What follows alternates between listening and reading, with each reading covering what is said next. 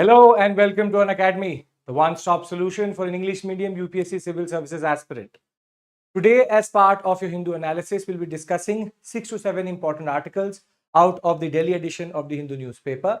But before we begin, finally, the day is here. For a lot of students, this was a very important moment, which is that today, that is on 1st May, we will be starting our second phase of the Conquer Prelims, which is the current affairs based, MCQ based, YouTube channel based second phase of Conquer Prelims. So from today at 7:30 p.m. till 9 p.m. itself, from 7:30 onwards, you will see Sarmad Sir discussing polity related current affairs in the form of MCQs on this channel itself. If you haven't subscribed or turned on the subscription button or the what we call as bell notification for notifications, do subscribe to the channel today, because now this program will run for till the June, which is close to 11 to 12 days. We have a whole 5-session concept for polity. Thereafter we'll go into economics, then into art and culture, then environment, then science and technology. And this program is going to be a game changer for you. You already know that the first phase had already started, and Shyam Sir is in his 7th session today with regards to Indian economy. This is a static based concept, and this is on the Unacademy app itself, which is the special classes which are happening. We had already started this for your benefit for static MCQs, and now the current affairs MCQ is also starting today. So please do remember to join us at 7:30. This is going to be very, very important. All the different links, be it the schedule, be it the how you are going to reach the special session itself, everything is given in the description box. Do check it out so that you don't miss anything. For anybody who is preparing for 2024 and for 2025, you need to get a feel of what type of questions come, for example, in the static portion and also as part of the current affairs program. So this is the current affairs program which we are starting from today, 1st May. This has already been running for now close to polity and economics has been covered. I will be going on Friday into this program, and there are after 7 sessions again of what we call as history based MCQs. So special session and today YouTube based MCQs, current affairs, very, very important for you. So Conquer Prelims phase 2 starts today. Please note that. So with this, let us begin our what we call as understanding for what we need to understand out of the newspaper. We have 6 very interesting topics. One based on methane and the relationship with fossil fuels, a very interesting one that way. Then you have the Street Vendors Act. Thereafter, immunization. Then we'll discuss a very interesting thing on which a lot of you would have seen memes also by now, which is the COVID-19 vaccine and specifically Covishield. And let's try to understand what that means to us. And thereafter, we have a new Navy chief. Last but not the least, core sectors. A very interesting thing has happened in the past 3 quarters, which is that there has been a growth in every sector, all of the 8, which we'll discuss how and what is the quantum of it. So before I begin, again, I will reiterate Conquer Prelims phase 2, 1st May, Sarmad Sir, 7:30 polity, current affairs questions will be taken, MCQ based analysis. This was a very, very, very important aspect of our Conquer Prelims program. Phase 1 static, 2nd current affairs. You all have been waiting for it very eagerly, and it is 1st May, and with 16th June in the mind, we have started our preparation. Now, let's talk about the first article, which is microbes, not fossil fuels, produce more methane. Now, as always, I will give you the context first, what is the idea here, and then we'll try to summarize everything and understand it in the context of UPSC. So, first things first, we know that there's something called greenhouse gases. We know that there's something called greenhouse gases. Greenhouse gases, the most important characteristic is that they trap the radiation which comes in the form of solar radiation into the Earth's surface, and they trap the radiation when it is trying to escape the atmosphere. So basically, they allow radiation to come in. However, they don't allow that radiation to leave. So you have short wave coming in. Long wave radiation is in a way trapped by what are called greenhouse gases. It's a very important concept because if you look at Pleistocene, when you look at Holocene, when you look at Earth's atmosphere and its geological history, Earth's most of its history or geological time space has been not that warm. It has been very, very cold. We know about the ice ages, and therefore global warming is a very important part of existence of humans and microorganisms on this Earth itself, because from mean temperature minus 30, minus 40 degrees Celsius, we have the mean temperature of Earth at 15 degrees Celsius. And it is believed that this is the sweet spot at which microorganisms, living organisms can live. So it's not that greenhouse gases are inherently bad for the earth, and the fact that they are not needed. They are actually needed, because greenhouse gases in that regard need to warm the earth to make it habitable. So let's be very clear that greenhouse gases are not inherently bad. It is the quantum of it. It is the potentiality of that greenhouse gas and the volume of it in the atmosphere, which is the problem. Now, the most abundant form of greenhouse gas which is available in the atmosphere is CO2, which is carbon dioxide. Now, carbon dioxide is part of the carbon cycle, and though it is the most abundant, when it comes to warming potentiality, for example, I take 1 unit of CO2 and I take 1 unit of methane. CO2 warms the earth, for example, at 1%. So methane will do it at 28%. Basically, CO2, though the most abundant, has the least warming potential. On the other hand, if you look at methane, which is the second most abundant form of greenhouse gas in the atmosphere, it is 28 times more potent when it comes to greenhouse gas, what we call as based heating. So that's called potentiality or greenhouse gas potential. Greenhouse gas potential. So 1 unit of carbon dioxide and 1 unit of CH3, which is basically methane, there will be more heating by that 1 unit, and it will stay in the atmosphere for longer than CO2. CO2 most probably is either going to become ozone, or it is going to be consumed within the carbon cycle. Both are very important parts of the carbon cycle in that regard, because without either, we cannot survive again as humans, or any living organism needs CO2 and needs methane in that regard. Now, carbon as it is a very important element in that sense. But what I'm trying to establish to you that greenhouse gases are not something bad for the environment automatically. It is the quantum which matters. And CO2, the most abundant and the second most abundant, have been in the news, come into different aspects from time to time always. Now, when we talk about CO2 and when we talk about CH3, I told you that CO2, the potentiality is maybe 28 times more is the methane.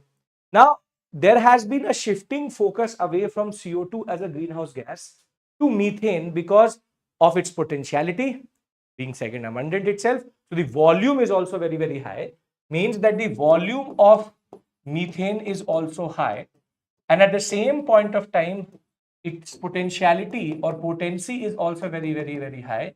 So therefore, it becomes a very important aspect of research that where is this methane coming from? Where is this methane coming from? We know carbon dioxide, we breathe out it, we have the vehicles, we have the industries, we have what are called as anthropogenic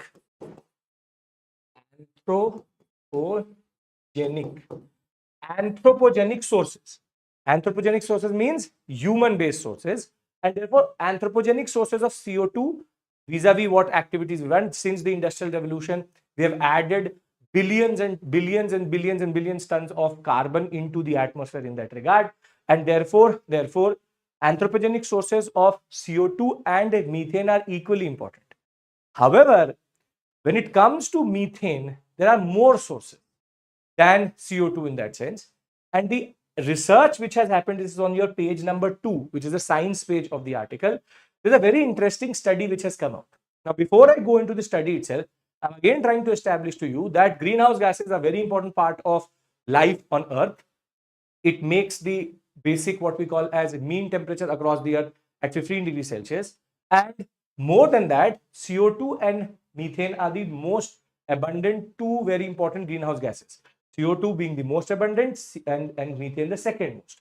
Over and above that, when it comes to its potential and potentiality, you have 28 times more potentiality to warm the earth in that sense. Therefore, methane becomes equally important in that regard. Now, therefore, when its volume is so big, and its potency is also very, very high, we need to see the sources. Therein comes the concept of anthropogenics, the idea that how much have we added into the atmosphere. When it comes to carbon dioxide, we are doing anything and everything to make sure that we add at least millions of tons of carbon every year. We are cutting down forests, which are the carbon sinks. These to absorb the carbon. Now that has all been released into the atmosphere. Thereafter, we have what we call as industries, agricultural activities, and over and above that, since the industrial revolution, anytime we're trying to mold the environment, we have added more carbon into the atmosphere. Now, the question is, which is more problematic? Which is more problematic?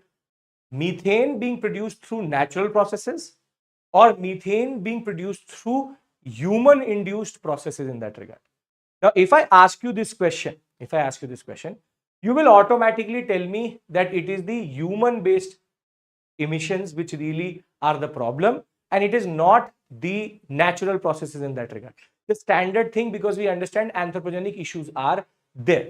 Now, what the article does is it gives us 2 to 3 very important terminologies.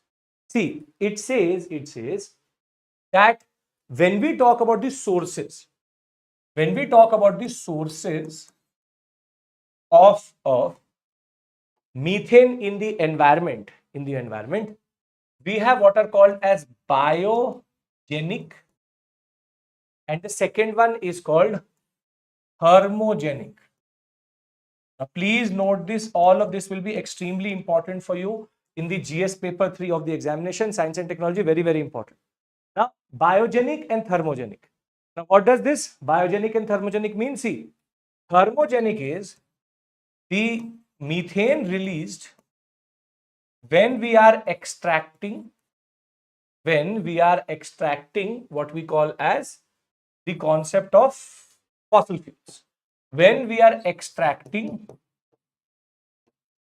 fossil fuels, we release a lot of the carbon, specifically methane, which has been trapped in the different crevices through which, for example, shale gas or be it any form of petroleum extraction, a lot of methane is released. That is called thermogenic. So when we are extracting natural gas, when we are extracting crude oil, when we are extracting any form of gas from the environment, from the earth's crusts or any form of source itself, we release a lot of methane. And it was believed, and it is believed till today, except for this research, that methane coming from thermogenic sources is actually one of the principal sources of adding methane into the environment. Now, what the article points out, there's one more source, and the other source is called biogenic. Biogenic means that this is the process of organic matter being converted into CO2 or CH3, which is methane, through what are called as an organism called archaea. These are microorganisms which are also called as methanogens. And what they do is that they break down organic matter and produce more and more methane, and they are a very integral part of the carbon cycle. A very, very important part of the carbon cycle, wherein the biogenic sources are nothing but, for example, in agriculture, we have paddy fields. And in any oxygen deficient environment, what happens is that these pathogens emerge and break down the organic matter into methane. So, for example, we have wetlands, we have paddy fields, we have agricultural activities, we also have basic decomposition of a lot of organic matter on the earth, and therefore there are multiple ways in which these organisms called the archaea are or the methanogenics or gens. What they do is that they break down organic matter into methane. Now, this is an integral part. The carbon cycle, the earth cannot survive without these pathogens itself, without these what we call as microorganisms. However, what the article points out is that this source, as it turns out, as of right now, is a bigger contributor of methane than thermogenics. And that is why this is a very important article. It argues that it is not thermogenic sources which is actually the reason for global warming and the release of CH3 or methane into the environment. It is rather the biogenic source which is coming in the form of, you have the concept of the organic matter becoming more and more what we call as accelerated, or the decomposition of organic matter becoming more and more accelerated in the form of methane. Now you would have noticed that I'm using CH3, CH4, but when we talk about the most potential form of methane, we're not discussing CH4 but CH3. There's a very interesting aspect which is given in this article, is that when you release CH3 methane or CH4 from methane in the form of a biogenic or a thermogenic source, the potency of a biogenic source methane is more than, because it has less carbon in that whole what we call as volume itself than thermogenic sources. This is where the article becomes even more interesting. It is saying that if CH3 is being produced here, CH3, CH4 is getting produced here, and if it is getting produced here, CH3, CH4, then what happens is that the potency of that CH3 is lower than the potency which is coming from this one. So do pay attention to this aspect, that when we talk about methane is coming from multiple sources, and therefore the methane source matters. And when we talk about methane sources, we have a general understanding that this would be a bigger problem. So again, trying to contextualize for your preparation, what this means is that the organic processes of the carbon cycle is producing more methane and methane isotopes in that regard, to use that terminology, CH3, CH4, the isotopes, that is leading to more addition of CH3, CH4 or methane into the environment than thermogenic sources. The potency of biogenic methane is much higher than the thermogenic sources, and therefore now the question comes, where do we fit in? Where do we fit in?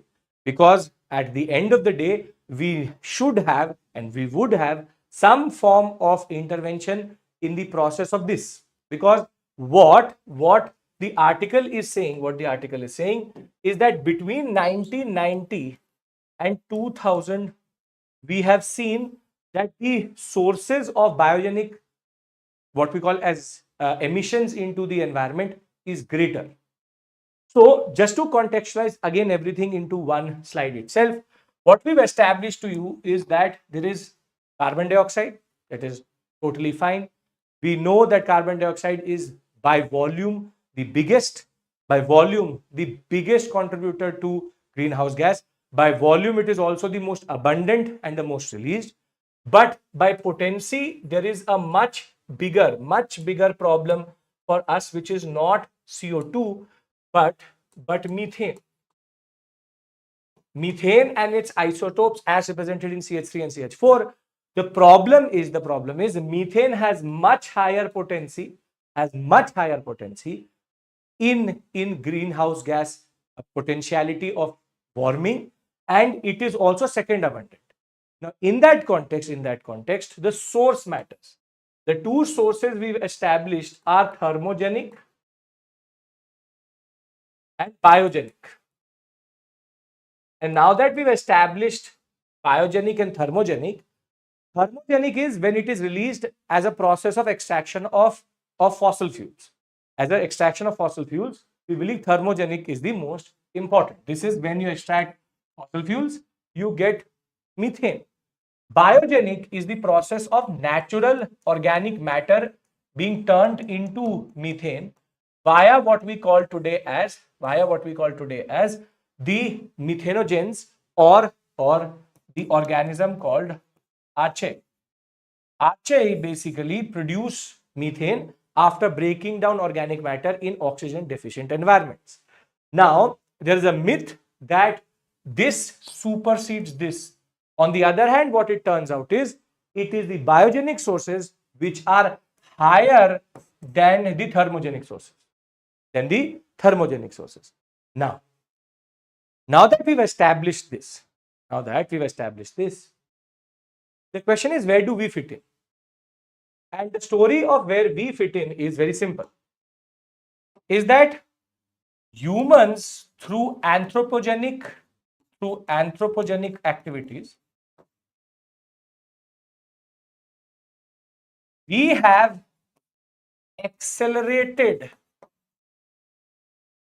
the biogenic sources. We have literally accelerated the biogenic sources, specifically from animal husbandry, from agriculture, and from wetlands. What is believed is that our contribution was more into accelerating biogenic sources than to add through thermogenic sources in that regard. Now, this is a very important game changer, which means that the dairy industry, because cows, when they burp, or what they release is methane. And with more and more animal husbandry in the form of the meat industry, in the dairy industry, we are basically allowing more cows to release more of the methane, and therefore methane emission coming from the dairy and meat industry is much higher what it used to be previously. In the same way, we have artificial wetlands created from time to time vis-a-vis rice farming, paddy farming, and therefore the way we produce rice is to basically what we call as flood the land itself and then grow rice on it. In that phase, because of the waterlogging and the flooding of the land, there's a lot of methane which is released as a form of rice farming in that regard. And therefore, human anthropogenic sources are what we call as increasing the emission based on biogenics. It is accelerating the carbon cycle itself. So the problem as of right now, what we see is, with regards to methane, we have to change our understanding. And now I'll try to conclude to you how to use this basically in the examination. For a GS paper 3 question with regards to methane, and I've given you a sample question in the end also. For a GS paper 3 type question, I'll basically summarize what you can do with this information. What you need to understand is, firstly, you need to remember the idea of potency. Potency, however, you learn as a part of your prelims examination.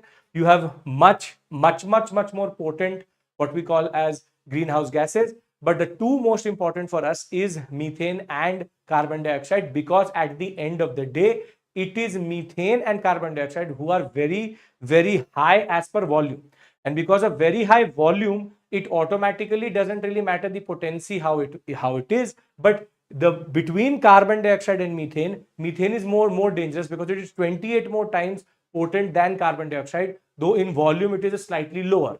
Now, this potency aspect, what you need to now know is sources. Now, whenever there will be a conversation with regards to methane, remember and please do write these terminologies. I'm again repeating myself. There's a third revision we're having. You have to remember thermogenic, and you have to remember the concept of what we call as biogenic. You need to remember this. Now, for the prelims examination, now a terminology again becomes important, which is arche, or what we call as methanogens. Methanogens are the ones who break down organic matter as part of the carbon cycle to produce methane. Now, where do we fit in? See, if they will ask you the sources of climate change, or even if they don't ask you that, they ask you, how do we mitigate? How do we mitigate? You have to make sure that now you write about the contribution via the biogenic sources and how agriculture, animal husbandry, and other processes which we do are accelerating the biogenic sources. This is going to be a game changer for you, because then you'll write a better answer, an answer which does not have always the standard points which are given on multiple sources. And this may be that one point which will get you that 1 mark more and maybe a better rank. And therefore, that way it becomes a very, very important aspect of your preparation. And that is why we read the newspaper, to get new aspects. Now, I put in a lot of considerable time to explain this to you. What is the concept of greenhouse gas? What is the concept of warming? What is the concept of what we today call as thermogenic and biogenic sources? And what this research has a basic impact on our understanding. Now, if you do understand this, please remember biogenic, thermogenic, methanogens, archive, climate change sources, mitigation would need biogenics. If that is sorted, we'll now move to the second topic. Remember, very interesting article because these things you will not find in standard sources, and that is why current affairs is important, and that is why we are here. Now, let's move to the next question and the next topic itself, which is Street Vendors Act and street vendors itself. When we talk about our urban landscape, even nowadays in the towns, even in villages, maybe less in villages, but in towns and in the urban spaces, we cannot imagine a urban space without vendors and street vendors. Very important aspect of the urban landscape itself. We know from in Chennai, in Delhi, in all the metro cities, you have the thelas, which are basically the vendors. You know, a lot of iconic food and very important gastronomical, what we call as contributions, have come from the street vendor itself, from selling vegetables to going from door to door to sell a lot of groceries and even household items, to going around and producing one of the most iconic foods in India. Street vendors do have a very important role. If you follow a lot of social media, a lot of these street vendors nowadays, the dash chai wala, the dash this, the dash that, there is a new trend to now it is more glorified to become a street vendor nowadays because you have a certain tag which you apply, BA this, BA that, MA that, PhD this, that. The fact is that now within the social media space, there's another space which has emerged wherein street vending has become very, very interesting. Now, what I'm trying to establish to you is that we have a certain stigma. We have a certain stigma, though there's a certain normalization of street vendors which has also happened nowadays. But the fact of the matter is that if we recognize, or if we try to imagine, and you should also try to do it, if you try to imagine a urban space which is ideal, an ideal urban space, which is the smart cities of India, the first thing which you will remove from the context, from the frame, is the street vendor. So if I right now ask you to tell me what is the ideal city for you, you will say streets are clean, everything is perfect, water, sanitation, this, that. But when you talk about roads, you will remove the street vendors.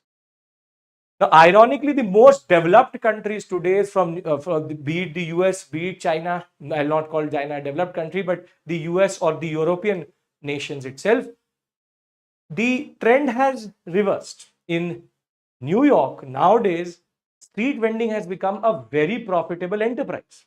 You have the hot dog carts to now being even dosa being sold in the what we call a Central Park of New York. The fact is that be it Paris, be it London, be it the Americans, now street vending is a very important aspect of their urban landscape also. But when we imagine it, we imagine it in the reverse, which is all these vendors gone, and therefore there's a certain stigma and there's a certain perception we have created. And therefore, there was an act which was brought in 2014. There's an act which was brought in 2014, which is called the Street Vendors Act. Street Vendors Act. It was called Protection of Livelihood and Regulating of Street Vending. So this act, now it has been 10 years, has been in operation. And this act was actually quite interesting. It had very good aspects with regards to that. When we talk about this 2014 regulation, it very straightforward said that we are not here to destroy street vending. Rather, the purpose was protect and regulate street vending.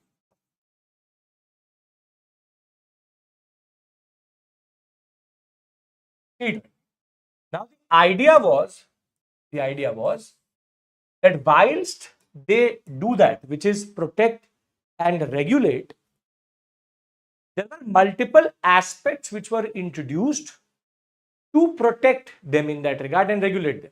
For example, there was an aspect within it which is called vending zones and certificates. This is an idea which does not actually come from the Indian economy, but actually from the American economy. In America, if you want to become a hot dog seller, you have to go to the municipality, get a certificate, and thereafter you have street vending zones where you can put in your what you call as food truck or any form of what we call as, you call it a thela, but basically a stall. Now, vending zones and certificates was something which was introduced, and the urban local bodies as part of the third tier of our democracy, they were given the power to regulate, to create plans, and to also protect these vendors. At the same point of time, it also introduced a very interesting aspect, and you can use this in ethics, which is called TVCs. It is called TVCs. Now, these TVCs are basically town vending committees. And within these town vending committees, what they could do is that there would be certain representatives of the ULBs, and over and above that, it would also have 40% of its members as vendors, and within this 40%, 33% had to be women, because women play a very important role in street vending, from selling vegetables to selling household items to selling fruits. You have seen it. I think we as Indians are very, very cognizant of what we mean and understand by vending. I think nobody here is that American enough to not know what is street vending, and everybody's seen a thela, everybody's seen a stall. We've seen it outside what we call as a different institutions, for example, the railways, or be it any urban space, any market, you've seen street vending. Now, town vending committee aspect was that you create a stakeholders body wherein the vendors within that 33% women and the ULB representatives, the urban local body representatives, can come together and figure things out, how to go forward, how to protect and regulate street vending.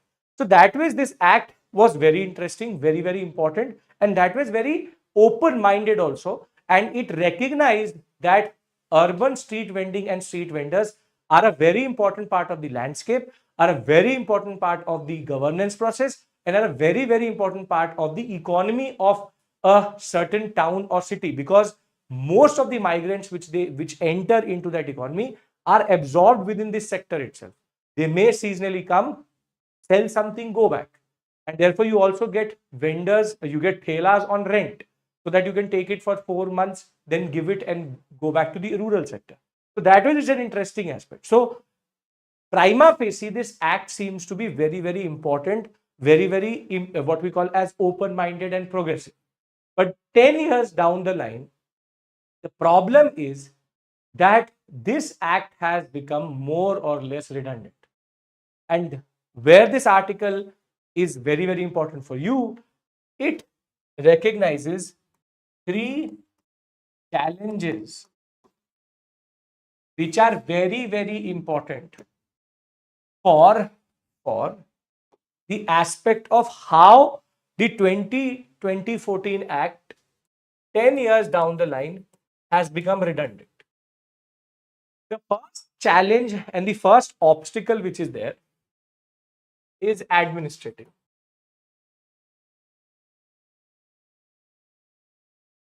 The bureaucratic mindset of the urban local bodies or even the police, they don't have compassion and empathy for these people. For them, they are the problem, and therefore administratively there's an attitudinal issue, that we don't see them as entrepreneurs, we don't see them as businessmen, we don't see them as business persons, but rather we see them as a problem in the urban space. And therefore, administratively, and we have seen it during the COVID-19 pandemic itself, they are the ones who got affected the most. They're the ones who were always under a lot of pressure, were impacted also because they are based on movement. Mobility is a very important aspect of street vending. That was gone. Urban spaces were closed. Public spaces were closed. But the administrative outlook at that point of time, you would have heard multiple, for example, policemen having thrown away the vendors' food into, or the what we call as the whole cart was destroyed by the authorities as a way of, if you, for example, know Delhi quite well, you would know, for example, in Sarojini Nagar market or in Lajpat Nagar, there's something called the committee. And if you've ever been to Sarojini Nagar, you would know, as soon as randomly you would be shopping, randomly there will be a certain chaos will be created within the vendors that the committee is here, the committee is here, the committee is here. There's nothing but the MCD coming, and because they don't give permits, and it's a what we call a cyclical form of revenue generation for a lot of these bodies itself. They don't give, every vendor on the street in Sarojini does not take a license, and therefore they have the right to pick up any form of good or any form of street vending if it is not licensed. So there will be chaos. The whole of Rajnagar will become empty, and thereafter they will take it in trucks. Then the people will give money. The vendors will give money, will get their stuff back, and maybe after 2 hours it will become normal. This is in certain cases around 26 January or 15th August. It is 2 to 3 times in a day committees come. Now, this is the real attitude which exists, which is that Sarojini Nagar market, Lajpat Nagar, Commercial Street in Bangalore, for example, Chennai, multiple markets, Mumbai, the Juhu Chowpatty, the iconic places are nothing without the street vendors. The market makes no sense without the street vendors, for example, Sarojini Nagar or Lajpat Nagar in that regard. The aspect which I'm trying to argue to you is administratively they are seen as a problem rather than a part of the landscape, rather than helping or regulating or making them part of the whole landscape itself. We remove them. That is why nobody wanted to apply any of these provisions on them. Second comes the issue of governance. The issue of governance is that the urban local bodies themselves are toothless. If you look at the larger landscape of democratic decentralization, which has happened from the 73rd and 74th Constitution Amendment Act, the fact is that ULBs themselves don't have a lot of power. So giving them the power to regulate vending zones and vending certificates was already the wrong power getting the right responsibility.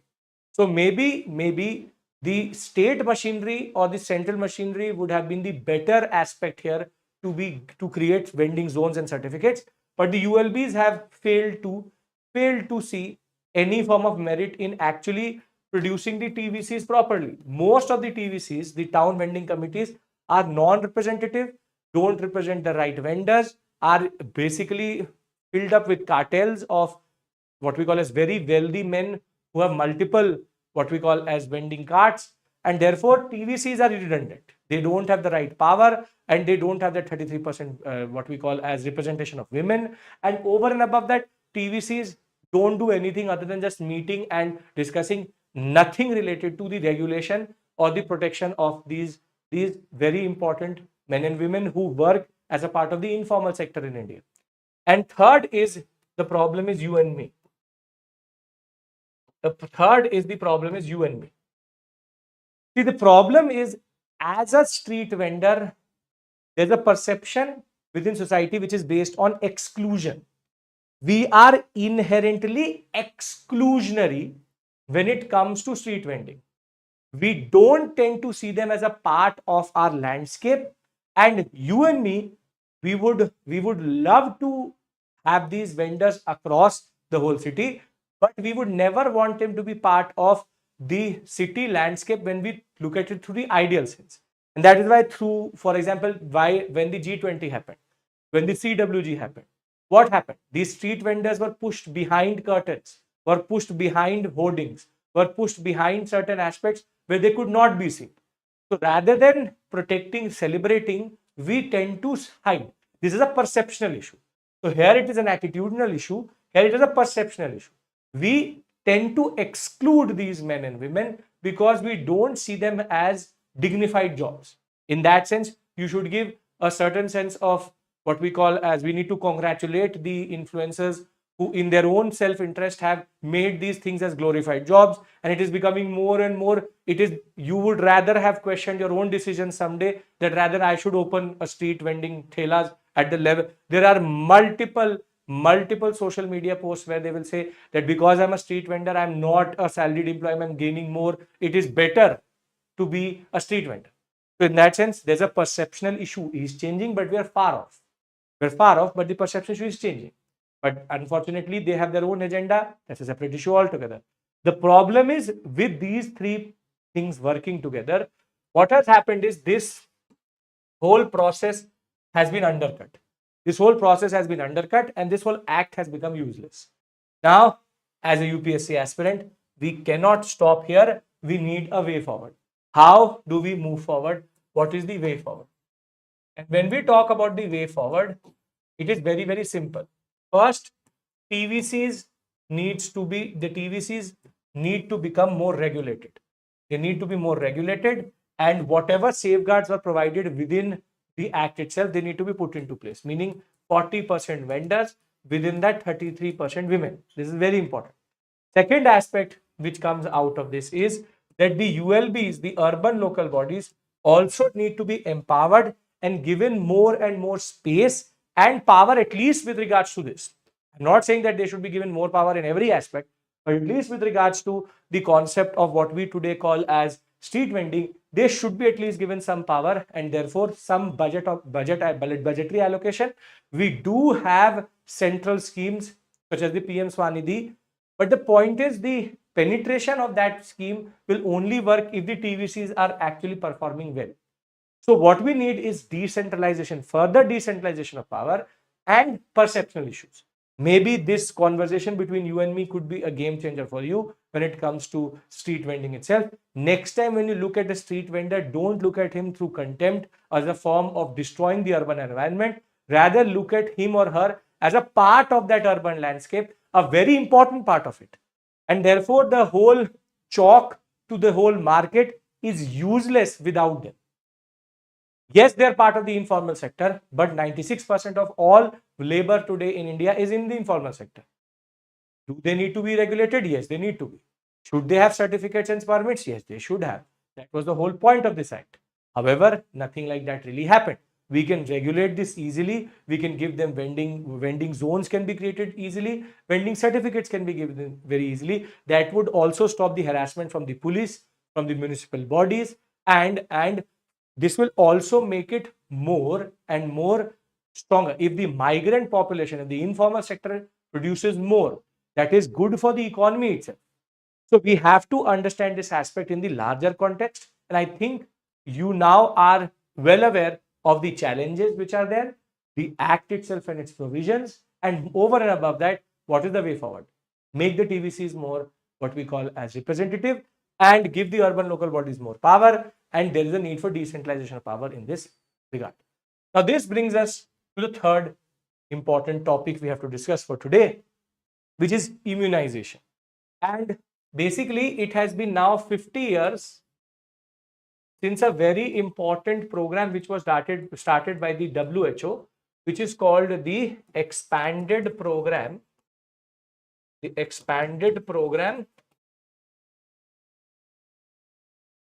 on immunization, what is called as EPI, across the world. It's a WHO based program in that regard. WHO based program EPI, it has now been 50 years.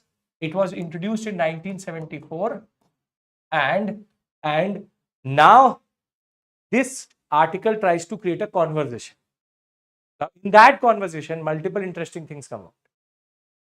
See, EPI was introduced, the expanded program on immunization. Immunization means vaccines. Vaccines have been in the news quite a lot. When we talk about immunization, this was on the verge when smallpox, which is notoriously been known as a very problematic aspect of disease landscape of the world, was on the verge of eradication. This expanded program on immunization was introduced in 1974. Now, there are three aspects which come out of this article. First is how immunization has changed, or what are the achievements.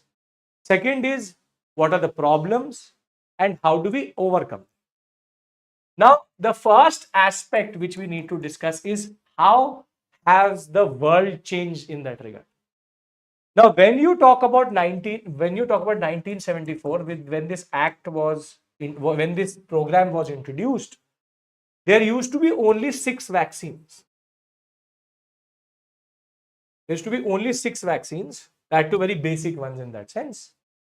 And between 1974 to 2024, today we have 13 generic vaccines for all basic, what we call as diseases, from DPT to at least hepatitis A, B, and we have a whole program which is running in India, which is the Indradhanush program in that regard. Plus, we have further 17, in some cases 16, in some cases 17 specific vaccines. In this, we can add, for example, Covaxin, Covishield. Go into this, and we'll be coming to Covishield very soon. It has been in the news. Now, 13 generic to 17 specific. We have again come very far with regards to, for example, polio. Polio, smallpox have now been eradicated. More or less 100% coverage we have. We have yellow fever vaccine, which is again very specific. If you want to go to Africa, if you want to go to South America, the Latin American countries, you need to get a yellow fever shot. The aspect here is that we have come a very long way from having very generic vaccines to now having proper 13 what we call as generic common cold, DPT, the diphtheria, pertussis, tetanus, to now having 17 specific vaccines. At the same time, vaccine coverage has also increased. Whilst in 1974, 5% of all children had been ever immunized, we are today in 2024, with 2022 data, we can say 84% of all children on earth as of right now are immunized in some way or the other, which is again a multifold jump.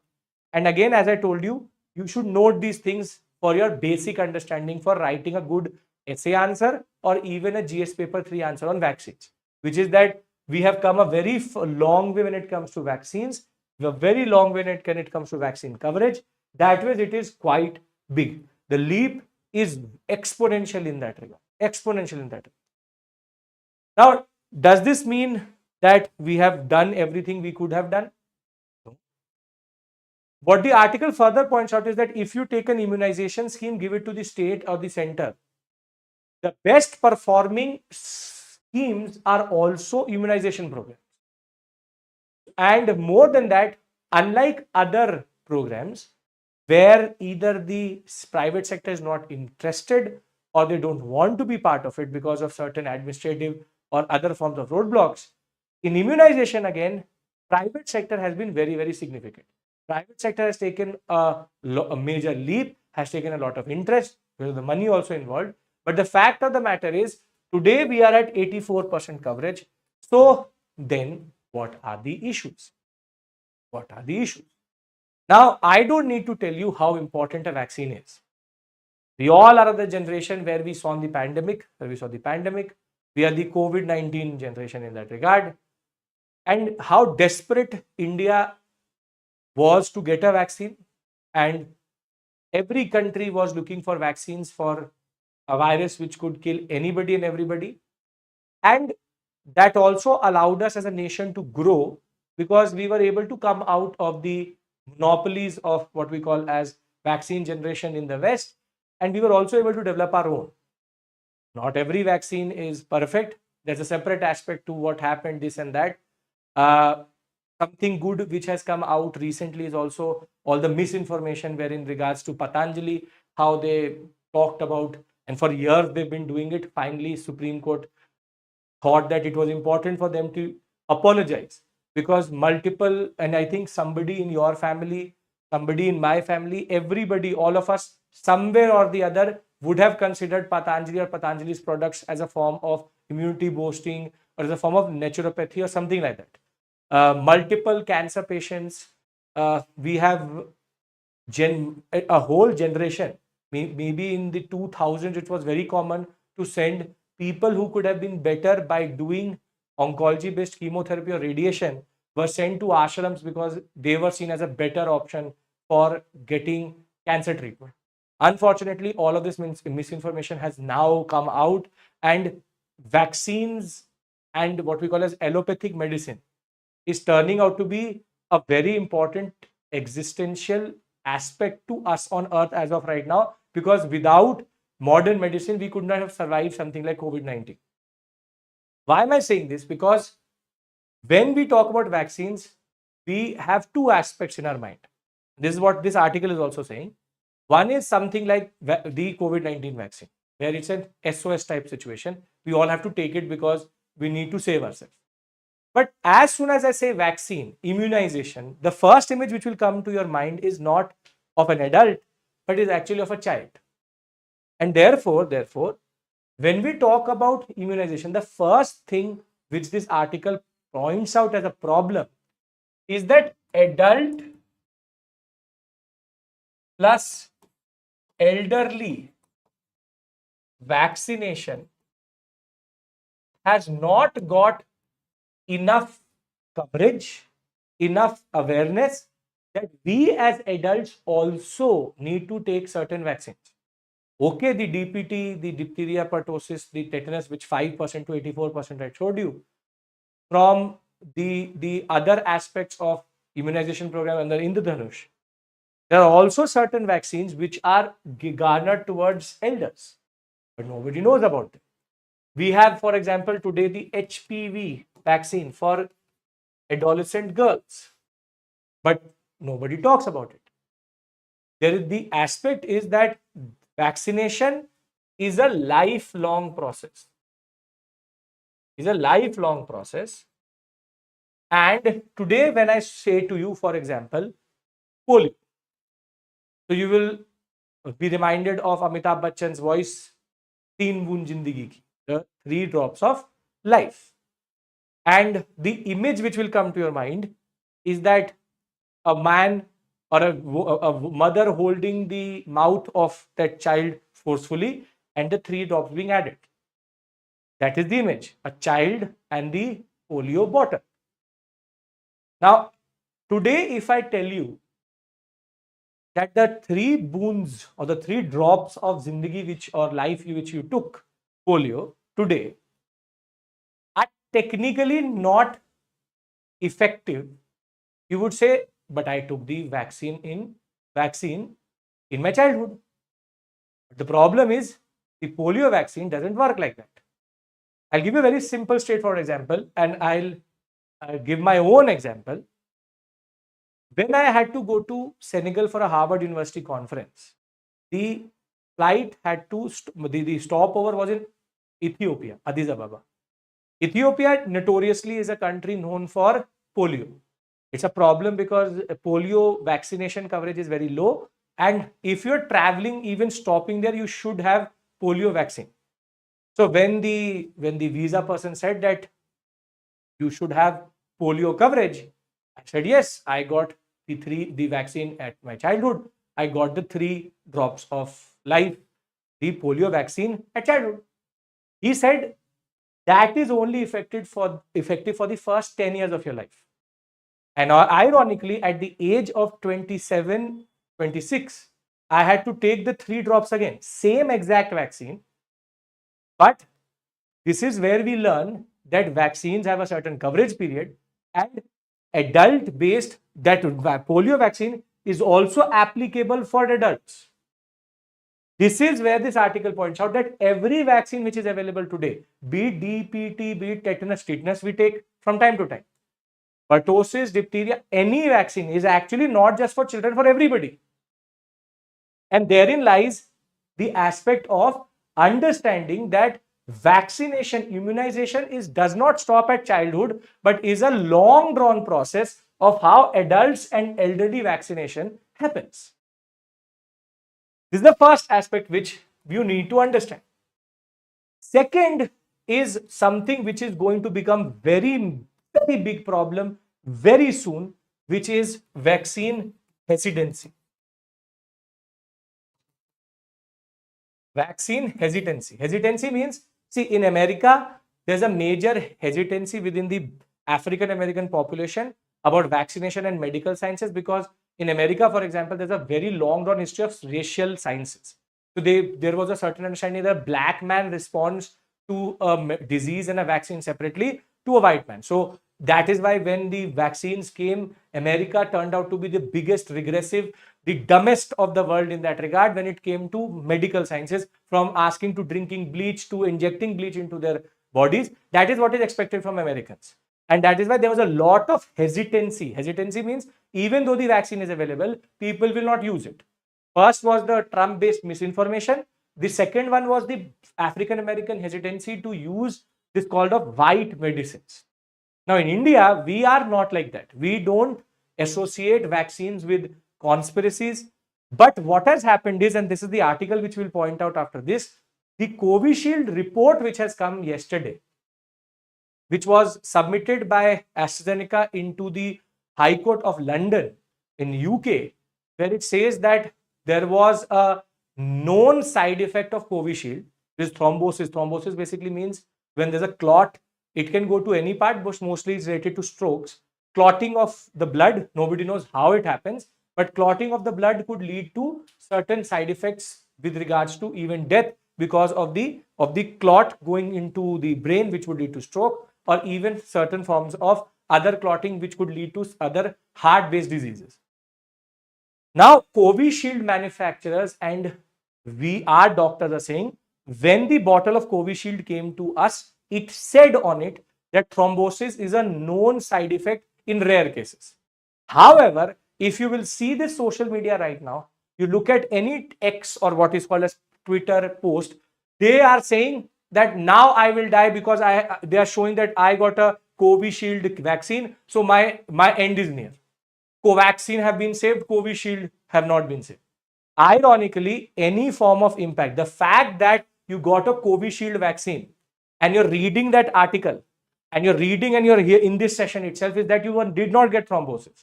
Thrombosis happens within 21 days of the vaccine itself. Now the problem is, now this is going to introduce vaccine hesitancy. If today I can guarantee to you there was a booster shot available for Covishield and Covaxin, no, there would be at least 50% less to 40%, even in certain cases 80% reduction in getting the third shot. Because by the second shot, people started to talk about impacts, this, that, I will not put something in. This is called vaccine hesitancy. See, vaccines are there to help you. Vaccines will only make you better. Vaccines are life-saving, and vaccines will always be good for a person. The fact that we all have come out of it, and now today I talk about COVID-19, though it is a present aspect in past tense, is because of that vaccine itself. You can criticize anybody, the government or the companies, anybody. But at the war footing, it was done. And the way it was done, the most systematic way it was done, is exceptional. It is exceptional. You can be a skeptic. You can say that this could have been done, that could have been done. To immunize 1.4 billion people in a country like India till the rural sector is an achievement in itself. But now what I want to say is misinformation leads to hesitancy. Let's not be Americans in this, and let us make sure that Covishield or Covaxin doesn't really matter. If you are all well today, it is because the side effect did not come. Every vaccine has a side effect, and every vaccine doctor knows that side effect. And that is why, if you would have seen when COVID-19 vaccines were given, you were made to sit for at least 35-40 minutes, at least an hour in the hospital itself, because they wanted to check if side effects are coming or not. Every vaccine has other. So please be very clear about that. Vaccine hesitancy is not a very big problem in India, but with misinformation, this can become a very big problem. And therefore lies the reason that vaccine hesitancy can only be removed by adding the third, which is vaccine awareness. The fact is that people don't know that there are adult and elderly vaccines. People don't know about the HPV vaccine itself. People don't know about the vaccine hesitancy. People don't know about certain vaccines. And we need to educate them. And that is going to be a very important aspect of vaccine coverage in India. So let me summarize what this article is trying to point out. The article is trying to celebrate a success after 50 years of the EPI program, expanded program on immunization of the WHO. It has said that it has done very well in country like India, from DPT vaccine coverage of 5% to 84%. And the fact is that we have achieved from only 6 vaccines to now close to 30 vaccines, 13 generic, 17 specific. And it is not that people have not been left behind. 14.3 million children still don't have vaccines. They do or have partial vaccination. That is a problem. But what are the problems which we generally see in vaccine coverage is adult and elderly vaccination. People don't know about it. There can come awareness and hesitancy. Hesitancy is something which we need to stop. Hesitancy is something which we need to stop, because if hesitancy is not stopped, then it will be a problem. Because then misinformation will spread, and next time when we need something like this, people will be apprehensive. So let us not be the ones who are forwarding this Covishield and Covaxin memes and misinformation. As it is, the doctors are saying we knew what we were getting into. And that brings us to the next article, which is the AstraZeneca submission over COVID vaccine, which is nothing new to doctors. What the doctors are pointing out, and it is very well pointed out in the article itself, what they are pointing out is that this submission, which has been given to the UK court with regards to the COVID-19 vaccine and the known thrombotic syndrome, TTS, it is called thrombosis, is not something new which the doctors got to know today. It is not a secret. It is not a well-kept secret. Every bottle of Covishield and the vaccine itself had a guideline with it, and in the guideline it always said that in rare cases TTS can happen. So let us be very, very clear that this is not something new. Our doctors knew this was a risk worth taking because COVID-19 was a much bigger problem for us. So please be very clear about this, that this is not a secret report which has emerged and we are getting new information with regards to this. No, it is a very known information that thrombosis was a COVID-19 based AstraZeneca virus vaccine based, Covishield based vaccine. It was a known impact. Now, after this, we have two very important straightforward articles. We have finally Admiral Dinesh K Tripathi as the new Navy chief. He has taken over from the command from Hari Kumar, Hari Kumar, after serving 40 years for this nation. And this would may be important for you in PCS level examinations, but with change, it is always important that you should know who is the Chief of Army Staff or Chief of Navy Staff. So we have Admiral Dinesh K Tripathi. Last but not the least is a very interesting article with regards to core sectors. There will be further discussion about this by Shyam sir for sure, I know, where he'll discuss the aspects here. But there's a very interesting thing which has come out is, for the first time in 12 years, all 8 sectors which are the part of the index of core industries have shown annual growth, with steel and coal showing double-digit growth. Meaning in the past 12 years, some way or the other, one of these sectors used to be negative growth. But this has not been the case right now. All eight, though there is a slowdown from 7.1% to 5.2%, and that uptick has gone. With electricity and cement, there is a contraction. The fact is that this is significant, that under the index of industrial production and the index of core industries, the 8 sectors which are seen as the core industries, they have shown growth, which is good for a nation like India, where we see industrial growth as important. So you don't have to learn each and every fact here because that is of no purpose to you. You just need to know the trend. Trend wise, there is a decrease in the IIP, but in the core sectors, we have seen growth in all 8 sectors in that regard. And that way, it's a very interesting article, a very important development that is. Now, before I end this session, let me summarize what we've done and let's look at the mains question after that. What have we done? We've understood first the aspect related to methane, and I have given you certain terminologies: biogenic, thermogenic, potency, but biogenic, thermogenic, very, very important terminologies, along with RK and the concept of methanogens. This is the first. Second article, we were able to understand the aspect related to Street Vendors Act and how Street Vendors Act has not been fully applied. This you had to understand in the context of administrative governance based and the aspects related to societal exclusionary trends which are there. Third article and the fourth article were related to each other. In the third article, we saw the achievements of vaccination. But in the fourth article, we saw that vaccine hesitancy is becoming a problem because now there are multiple conspiracy theories which have been emerged. Now, the fact is, doctors knew what they were getting into. It's not a secret that there was an impact to Covishield.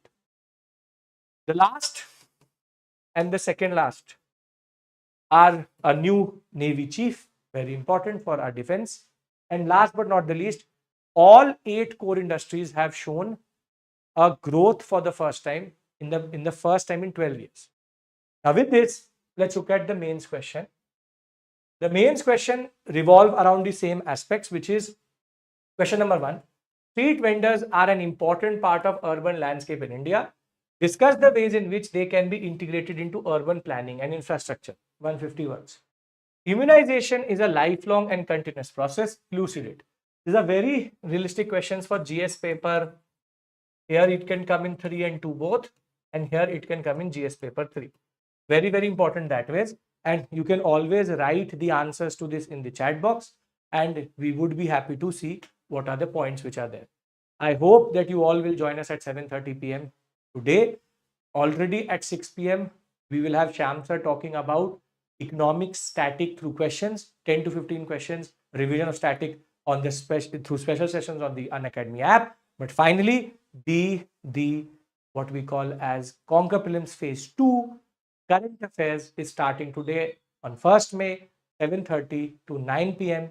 Sarmad Sir is going to take polity based current affairs to questions on YouTube, and I hope everybody is going to be a part of it. If you haven't subscribed to our channel, do that. And after this session is over, 5 questions will come on our Telegram channel as a form of daily practice of prelims. So I hope that you are also part of our Telegram channel. Thank you. Take care. Bye-bye. I will see you soon with another aspects of the Hindu analysis. Take care. Bye-bye. All the best.